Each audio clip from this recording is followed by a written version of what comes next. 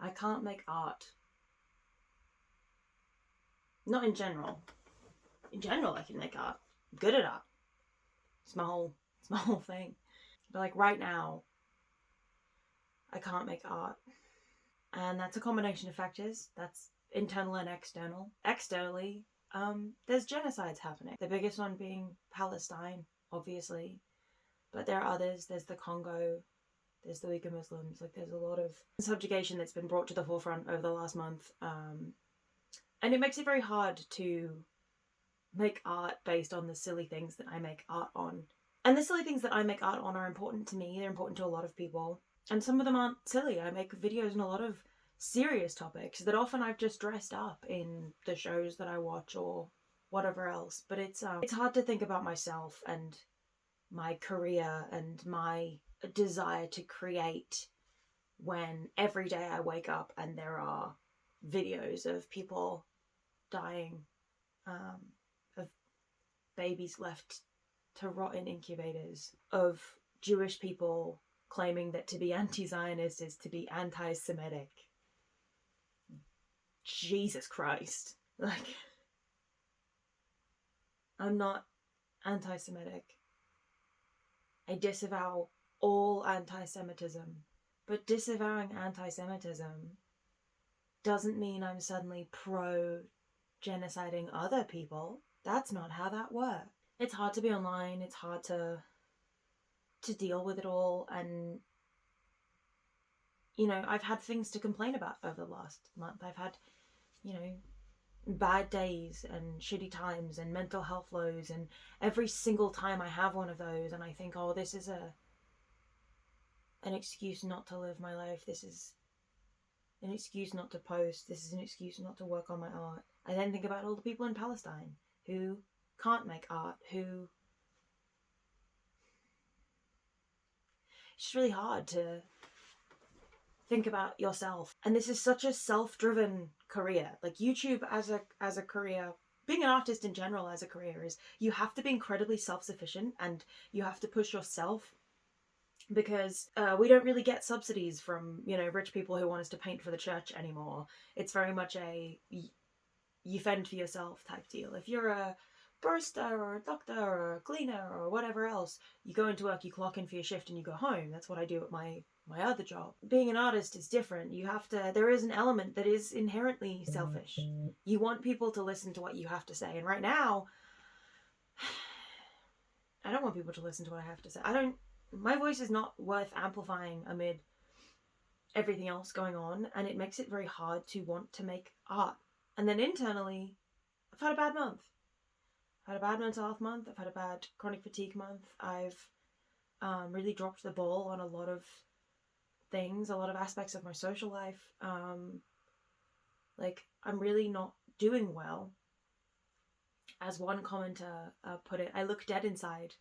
And like they meant it in like a nice way, but thanks. Like, yeah, no, I am. You're correct.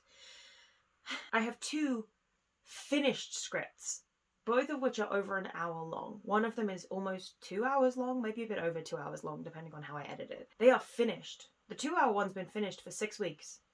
The hour-long one has been finished for 3 weeks. I haven't filmed either of them. The 2-hour one, because I needed like a full day to film. I needed to like plan the day from start to finish and just get it done. And it's a lot of work. The hour-long one, just because I haven't, it's about me. The hour-long one is about me and my mental health and my internal struggles, my external struggles. And I'm like, how do I put that out now? You know, how do I put that out into the world now? How do I make something about me when the world is on fire? When my country has sent the Speaker of the House to Israel. How the fuck do I do anything? When I emailed my local MP and the response that I got was pro-Israel, pro the genocide. How? Like, there's so little that I can do. The protests have been going on in London. They've been amazing. But like, I don't have the power to do anything. The only platform that I have is this one. And I haven't been using it. Because what can I say? What can I do? I'll put some fundraisers below this video, but like, That's the extent of it. All I can do is call for people to have empathy. And the problem is, a lot of us do have empathy. The problem is that the people with the empathy aren't in positions of power, because oftentimes to get to a position of power you have to step on other people, so you have to lack a bit of empathy in order to get to a position of power, especially in the UK. It's exhausting, and I want to be able to make my 2-hour long psych retrospective. It's fun, it's silly, it might be a respite for people who have spent all day looking at war crimes, but like I can't even focus on that enough to make it when all I see around me is war crimes, like it's so weird being working class, being poor, being of a lower class while a genocide is happening. It's really strange because I'm poor. Like, I don't have a lot of money to do things. I don't have a lot of autonomy, and I'm ill, so I have to work less than I used to be able to work because I physically can't be on my feet that long anymore. I am in a subjugated class of people. If I wasn't living with my grandmother, I would be homeless. I can't afford to rent anywhere on the wage I'm on right now. Like, it's shitty. It sucks. And then I open the news. There are people always doing worse than you, right? There's always, no matter who you are on the planet, I mean, one person on the planet has it worse than everybody else. No matter who you are, somebody has it worse than you. Somebody is having a worse time than you. And that's okay. It's okay to still be having a bad time, even while knowing that other people are having a worse time, because it's still happening to you. The bad things are still happening to you. Even if you're not, getting attacked, that doesn't mean that the bad things that are happening to you aren't bad. It just becomes very hard to remember that and to recontextualize that every single day. To wake up and go, okay, that is the worst thing I've ever seen, but my problems also matter. And what happens with somebody like me with anxiety, depression, CPTSD is I get into this spiral of feeling bad about myself and the things that are going on with me, and then feeling bad for feeling bad, feeling guilty for thinking that my problems mean anything, and then just spiraling and not being able to do anything and becoming completely paralyzed. And that's not helpful to anybody, least of all me. But the lack of empathy that I keep waking up to every day, the lack of empathy towards Muslim people. I grew up in the 2000s. I've seen anti-Muslim hatred. I grew up in Australia for a lot of those years, and like anti-Arab sentiment over there is it's intense. The government ran a program where they were trying to convince refugees from countries like Saudi Arabia, Syria, Afghanistan not to come to Australia by boat because they were going to turn them away, or they were going to send them to a concentration camp on an island in Indonesia. That's a thing that happened, that still continues to happen. It's really hard to live my mundane life, go to work and come home and try to think about myself when that kind of shit's going on. And that's not even mentioning the trial of Brianna Gay, who... British media is so transphobic that it's almost parody at this point, and it is devastating watching them repeatedly deadname this girl to audiences of thousands for the sake of what they keep seeming to refer to as journalistic integrity, but which is actually the opposite of journalistic integrity. Watching TERFs try and bend over backwards to be like, well, see, they weren't transphobic, they hated everybody, while the transcripts from the courts, all the evidence coming out from the courts is them repeatedly using transphobic slurs. Like, it is very, very hard to look at. A lot of my friends are trans. A lot of them. I myself am genderqueer, agender. My relationship with gender is mixed, and I present very femme, and I'm lucky in that way, which sucks. And the fact that I present as a woman is also a danger in and of itself for other reasons. But I'm so worried about the safety of the people I care about in this country. It's infuriating, and it's hard not to be angry every second of every day that this kind of shit is just allowed, that it's being perpetuated, that we're allowed to just treat human beings like that. It's just not. It's not okay. It's not okay. How are queer people supposed to function? How are we supposed to get up every day and just act like everything's normal? How are Muslim people supposed to get up every day and just act like everything's normal? How are the Jewish people who aren't participating in a genocide supposed to get up every day and just act like everything's normal? Nothing is normal. Everything is on fire. So at the moment I can't make art.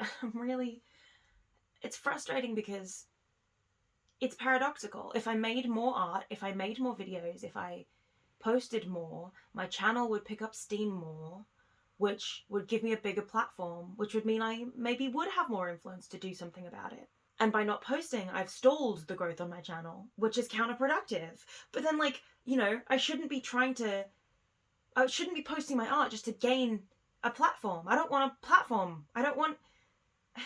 It's so hard, and it's frustrating that it's hard, because my problems don't matter.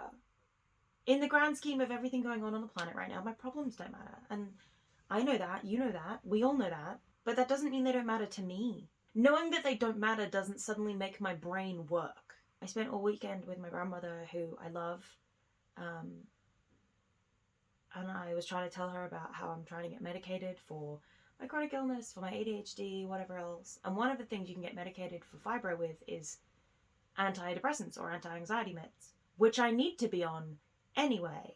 And so this is very much like a this kills two birds with one stone deal. And so I was trying to tell her about it, and she went on a run about how medication is bad for you when you're young, and you shouldn't medicate yourself young because, you know, you're just perpetuating a problem. Then you'll be reliant on the medication for the rest of your life. And you know, you get medicated enough when you're older. You take enough medication when you're old. You don't need to do it when you're young. And it's like, okay, like, I understand that opinion, and I get that opinion from a lot of people, particularly people over the age of 40.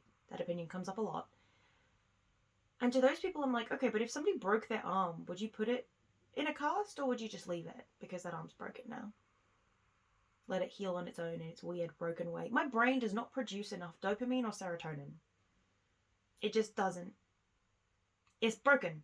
It doesn't work the way it's supposed to. It has stalled. And in order to unstall it, I need to kickstart the engine. I need help. I need medication. Because I've done 15 years of therapy. I'm still broken. Because your brain is just essentially a chemical engine. And it's missing chemicals. You need to refuel it. It's a fucking car. Put the fuel in it. And the medication would do that and would hopefully help the fibro as well. But it's just so exhausting. I'm tired. Always tired. And I want to make art because it's the only thing I'm good at. It's all I can do right now. But I can't do it right now. It's not even writer's block because I've written the thing. I just feel stuck. How can I make art? How can I make my art? How can I make things about me? Everything in the world is awful. So I just haven't.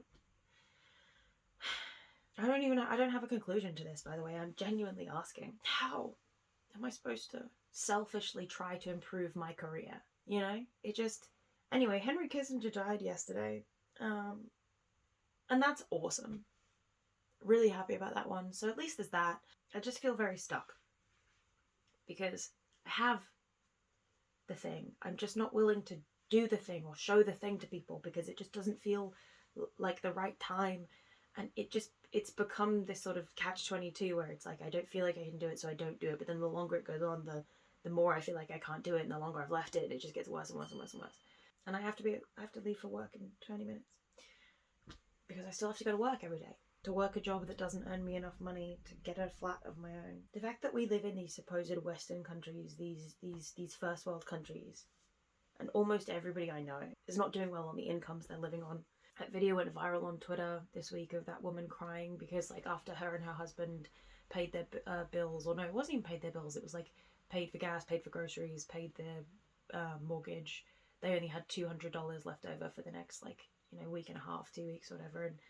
And people were like dunking on her for being upset about that and being like, well, I'm way poorer than that. Nobody should be poorer than that. Like, when I was younger growing up, like, that was considered poor. To not have any money left over except to maybe you know, put some aside for the future, or to make sure that your kids are happy during the week, or like, you know, so that you've got like a nest egg saved up in case there's some kind of big expense, like your car breaks down or your boiler breaks or whatever else. That's poor. But our view of being poor as a collective, as society, has become so skewed over the last 15 years that is now considered well off, and people were dunking on her for being upset at that. Like, yeah, she's better off than me. I still feel bad for her. I don't want her to be doing as badly as me.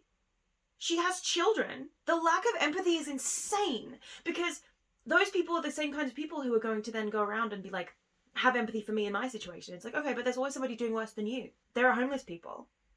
Sorry, there are unhoused people. There are people living in third world countries who don't have access to clean water. There is always somebody doing worse than you. That doesn't mean you can't empathize with somebody who is doing better than you just because they're doing better than you. They are also doing badly. I grew up poor, for the most part. I grew up working class. My mum worked 2 jobs most of my childhood. We didn't get to go on a lot of holidays. We didn't get to do a lot of crazy stuff. The stuff we did do was on a budget, and I didn't notice it was on a budget until I was much older and I looked back. But I also went to a private school on a scholarship. I got an academic scholarship to this school, and I was around people who had money and wealth and security, comfortability. And I didn't resent these people for that. When they had problems, I didn't go, yeah, but you have lots of money, so you're fine. They still had problems. And yeah, some of them were like extortionately rich, and their problems did matter less because they could deal with it with money. But not having enough money to like feel comfortable is something that I think so many of us have gotten far too used to. You know, I can't justify going down to a Palestinian protest every single weekend to London. I can't afford it. I can't afford to get the train in and out of London every weekend. I would love to. I can't afford to, you know, I used to drive to Worcester and back every week after I left uni. Not every week, every month. You know, 12 times a year. That's a 3-hour drive each side. I used to do it, like, the year I left uni, like, what's that, 2020, 2021, when petrol prices were down because of COVID. 2021, I used to do it a lot. And then petrol prices went up. And then the cost of living went up. And then the cost of groceries went up. And then my chronic illness started, and I had to work less hours. And I've been to Worcester twice in the last year. Because that's all I can afford to do. Seeing my friends has a monetary barrier on it now. Being around the people that care about me is being gatekept from me by capitalism. And that sucks. But it doesn't suck as much as what's going on in Palestine. But that doesn't mean that I can't feel empathy for myself. That doesn't mean that my friends can't feel empathy for me. That doesn't mean I can't feel empathy for my friends who are having really bad times at their jobs, who are struggling financially, who are struggling emotionally, who are struggling physically. Like, it's a really hard predicament to be in, where I just don't know what to do. So I can't make art right now. I want to. I really, really want to, and I want to get back to doing it as soon as physically possible. But I just can't right now. Not with the state of the world and not with the state of my brain. So what I am going to do is I'm going to post fundraisers in the description, Palestinian rally dates in the description. I'm going to post information about the genocide happening in the Congo, because that's equally important. See, I'd usually end my videos with some spiel about like liking and or subscribing and or signing up to my Patreon, but it feels really icky to do it in a video like this. This is what I mean. It's so hard to talk earnestly about things and then be like, please pay my wages so I can live. Like you have to cater to capitalism because you live under it, but I don't like living under it either. This sucks. Every single poor person I know, me included, all we want is enough money to live on and to maybe help our friends who have less money. You know what I mean? Like, nobody I know who is poor wants to be a bajillionaire. Nobody I know who's poor wants to have millions of dollars to go jet-setting around the world. Like, to us, that's so far beyond being a pipe dream that it's not even worth thinking about. We just want enough money to live comfortably, to not have to double and triple check the prices on restaurant menus when we go out to eat, to be able to afford to go out to eat more than once every 5 months. None of us want things selfishly to lord over other people. We all just want community and health and security. And the fact that none of us have that is so devastating that it makes it impossible to see a way out. Because if our government can't take care of us, if our government doesn't give a shit about us, where do we go from here? How do we help other countries? How do we If 1 million people protesting in London isn't enough to get our government to even just vote the correct way, what are we doing? This isn't a democracy. What are we doing? It's devastating. I can't make art, but I can say something. So that is what I'm doing with my platform right now. I'm saying something. It's not a lot, and it might not do anything, and it might not be worth anything, but I just couldn't do anything else. I couldn't make art, and I can't make my government stop being evil. So this is the best I've got. Stay safe out there.